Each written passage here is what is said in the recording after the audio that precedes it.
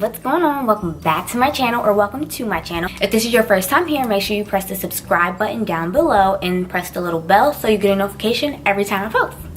Today what we're going to be talking about is another "You'll Never Believe What Happened to Me" segment. This is episode 3 and it's going to be on being bullied. A lot of people get bullied and it goes under wraps sometimes, but it can lead to various things like depression, suicidal thoughts, low self-esteem, and a lot of terrible things. But I was one of those kids. When I was younger, I was bullied and it wasn't a good feeling. So let me just give you a little story about how I was bullied and how it went about and the outcome of it.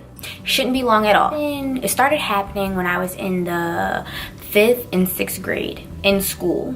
My mom sent me to school well dressed. I was dressed kind of like preppy. I would wear skirts, dresses. My hair was pressed out. I always had on like really nice clothes. And there was a young lady in a grade below me. So in the 5th grade, she was in 4th grade. And in the 6th grade, she was in 5th grade. And I was bullied by her.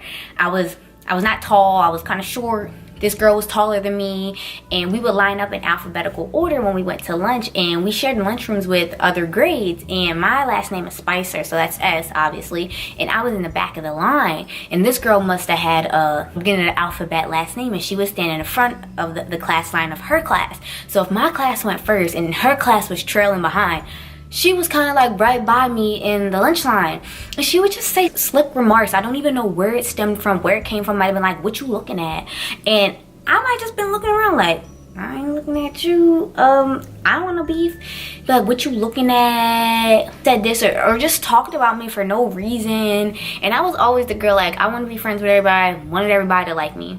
I know now everybody's not gonna like you, and it is what it is. You keep being the light in the room and you doing you. But you know, back then I wanted to be friends with everybody, wanted to fit in with everybody, didn't understand why someone didn't like me, especially if I didn't do anything to them. I didn't know this girl from a can of paint. And long story short, I ended up telling my older sister because she was more involved with people and did more things. So I don't know, maybe she knew the girl or knew some of her friends or could say something. I don't know, maybe she could just lay off, you know? So I said something to her one time, and she went to the skating ring, and the other girl went to the skating ring, and my sister and her friends went up to her like, "You know, you picking on my sister, you're bullying my sister, blah, blah, blah." And that was whatever that was. So I came back to school the following week, and the girl, same, you know, we met by being in line to go to lunch, and she's behind me like, "So you told your sister that I'll be messing with you and stuff?" And I'm like, "Yeah, because like you do." And I was like, oh my god, now this just opened up a whole nother can of beans, and I'm gonna have to deal with this. So I guess she was angry about that, said smart stuff, looked me up and down, gave me intimidating looks. And this went on through all of 5th grade. And, you know, I talked to my mom a little bit about it, but really not that much. Like, I never made it seem like it was outrageous. But I was uncomfortable in lunch lines and stuff, and kind of like, I don't know if it was scared, but like nervous. Like, I just didn't want to deal with it, and it just gave me crazy anxiety. Alright, so I'm in 6th grade now. It's still the same kind of problems. And I just skipped all the way to the end of it. It was like 3 days before the last day of school, and I was leaving the school. 6th grade was the highest level. So the 3rd to last day of school, my homeroom teacher let me go to my favorite teacher's class. She was like, "You can hang out with her in her classroom." I'm like, yes. And then it was like we had like a school dance. I'm like, yes, that would have been my first school dance. You heard me say what up, right? We're getting there. That would have been my first school dance. And then we had like a field day. Like, I'm all for it. These are about to be the best 3 days of my life in 6th grade. So I'm with my favorite teacher, and she's like, "Well, I need 3 people to go to the art room." So me and these 2 boys were going to the art room to get some supplies. And this girl that I have the problem with, she's walking down the hallway as we're going, and I'm like so happy, not worried about her at all. Like, if she never says anything to me, I would never say anything to her. I'm not thinking about her. I'm not looking back at her. I don't want no beef. And this girl walks by me, and you know what she said? The littlest thing, she said, I'm like, I don't know where it came from. I don't know. I'm like, I was surprised at myself. Like, did I just her back? So she like, I'm like, and then she said, again. I said, again. She was like, something for I'll slap you. Yo, I don't know if it was the Holy Spirit. I was moved by something. And I walked up to this girl in her face like, "Slap me then." And before she got the chance to slap me, I said, boom, and like hit her. That was my first fight ever. And the teachers, like, when they seen it kind of about to go down, and they're like, so and so don't, and I'm in my head like, y'all better say nah I don't, because boom, and I hit her first and we fought. And long story shorter or longer, I faced my bully. I stepped up to my bully, stood my ground, and was just saying like, you know what, I'm not having it no more. Like, I'm not gonna take this anymore. The consequences were I was suspended for the last 3 days of school. I didn't get to go to the dance, the field day, or hang with my favorite teacher.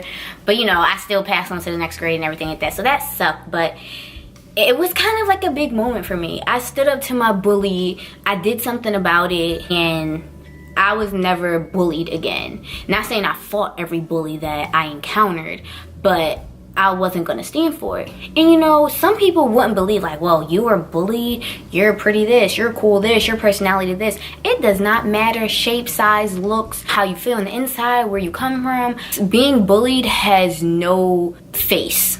Anybody can be bullied, no matter what you look like, where you come from, or where you don't come from. And what I have, like, you know, realized is a lot of bullies have a lot of internal issues going on, issues at home, issues with themselves, things that have happened to them, and they take that anger out on vulnerable people who aren't going to do anything or who aren't going to step up to the plate. To end like the bullying and to stand up to your bully is not always violent. It can be you just saying like, listen, you're gonna stop. Like, you're gonna stop coming at me. You're gonna stop this. You're gonna stop that. Like, I'm not gonna stand for this. Or it can be telling your parent and letting your parent handle it. It's not, you know, it's not always looked at as cool as telling somebody about it or telling an adult. But if your life is in danger, if your self-esteem is in danger, if you're facing mental things because you're being bullied, you need to tell someone about it. If you don't want to handle it yourself, or you don't feel like you're strong enough to handle it yourself, or you don't think anything is going to be done if you handle it yourself, you need to tell a parent, you need to tell a counselor, you need to tell a teacher, you need to tell someone in charge so they can handle it. You never know what the bully has going on in their life. And that might be why they're coming to school so angry, looking for anyone to pick on, looking for anyone to throw their anger on and throw their depression on and throw whatever they're facing at home, you know. It could be a young girl or a young boy who's taking care of 5 brothers and sisters because their parents are God knows where, you know. So you just never know. There's always a flip side. Not saying that it's good at all, because it's not okay for them to come to school or come to wherever and pick on someone else, but you just never know what they're dealing with in their household and what they come to school, and then slightest thing just ticks them off. They need help and you need help as well. No one deserves to get bullied. That's evil.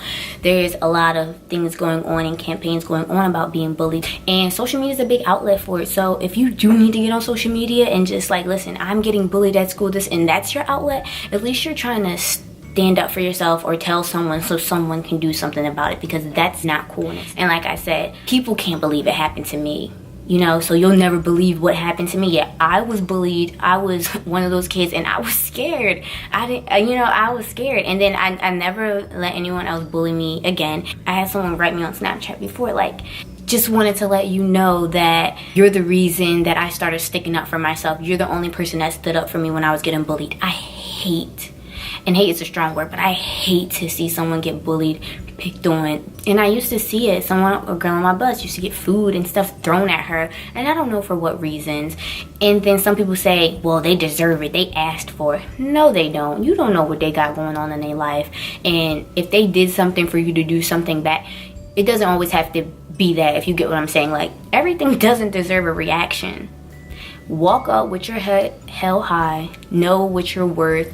Know that no one can bring you down but yourself. Their attitude is a choice, and so is yours. So if you want to be the bigger person, you want to let them know that you're good. I'm not going to let no one walk all over me. I'm not going to let what they say about me affect me, because I know what I'm worth. I know that I am royalty.